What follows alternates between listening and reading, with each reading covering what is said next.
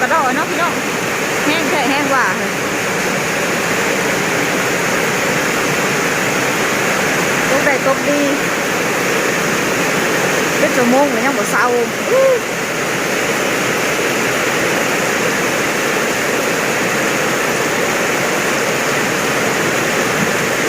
มีแต่ฝนก็ฝนต้นมะฮุงลงมาก็ว่าตายเบิดมันขนพี่น้อง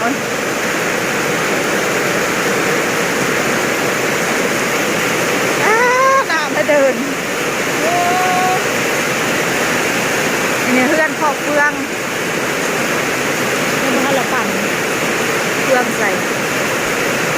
เวลาปี้ก็ใส่เต็มเลยแหละพี่น้องเพื่อนหลังเพื่อนเฟืองได้พี่น้อง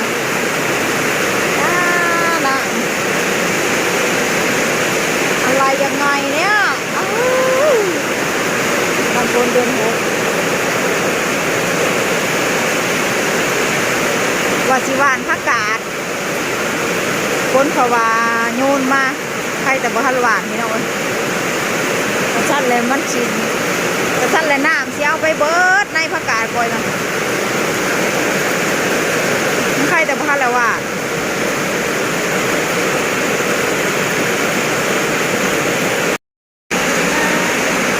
พ่อใหญ่ก็แม่ใหญ่อยู่หน้าผู้ชมที่ทอดเขาอยู่เนาะพี่น้องคนตามเขาว่าอยู่ในเพื่อนดินเปิดไม้ไปอัด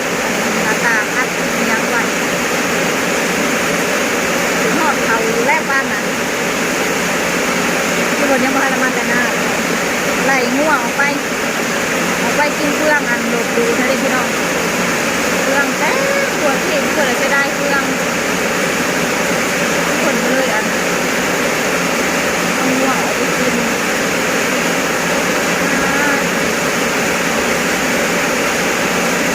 แต่บริเกี่ยวยังบริตัดถ้าเป็นไปตัดกับป้าไม่ใหญ่หักก็พอใหญ่เงินยู่นอนบรับพี่น้องก็บวัดที่ถึงยอดแล้วขืดร้ายขืดน้ำเผาโน่นบวัด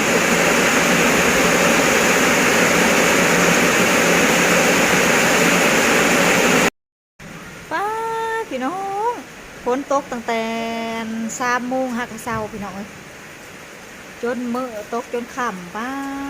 ตกพรเขาไหลไปหอดแจได้เด้เนาะดูเกี่ยวเขานะพี่น้อง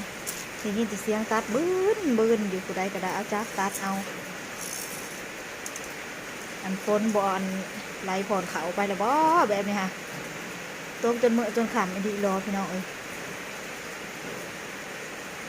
โอเคจ้ะพี่น้องมาหอนี้ก็ขอจบคลิปเพียงเท่านี้ขอจบคลิปเพียงสำเร็จแล้วจ้ะพี่น้องเด้อ